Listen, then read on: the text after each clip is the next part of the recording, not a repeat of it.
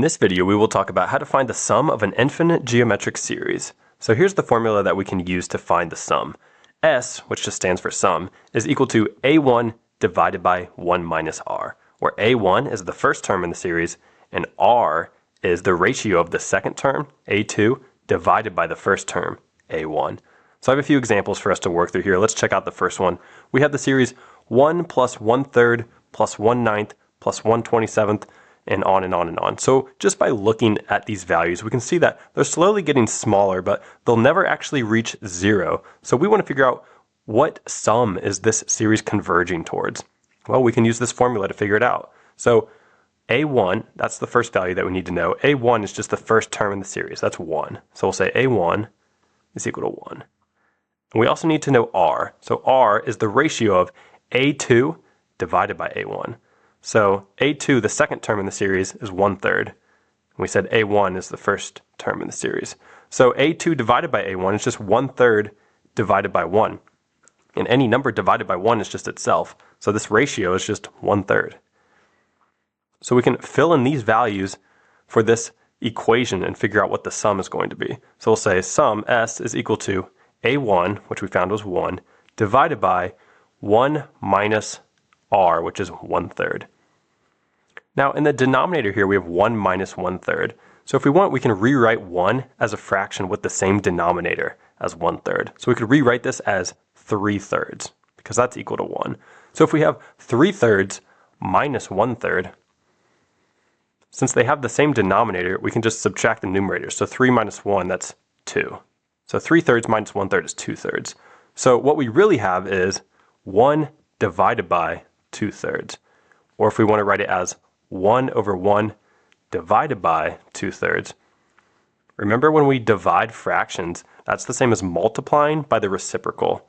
The reciprocal is where we switch the numerator and the denominator. So we really have 1 over 1 times the reciprocal, which is 3 over 2.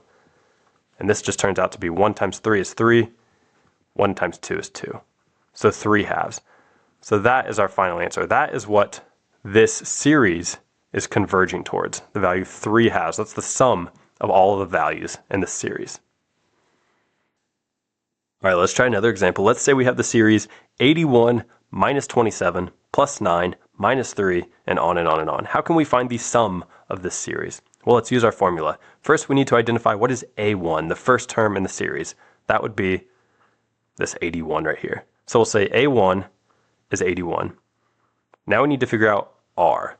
That's the ratio of the second term divided by the first term. So the second term is A2 right here. That's a negative 27. So our R is going to be negative 27 divided by 81. Negative 27 goes into 81 3 times, so we can actually simplify this to negative 1/3. So plugging these values into our formula for the sum, we get the sum is equal to A1, which is 81, divided by, we have 1 minus R. R is negative 1/3. So we have 1 minus negative 1/3. So remember our trick again. We can rewrite this 1 as a fraction with the same denominator as this fraction. So instead of 1, we can write it as 3 over 3. So what we really get is 3 over 3 minus a negative, that's plus. So 3 over 3 plus 1/3.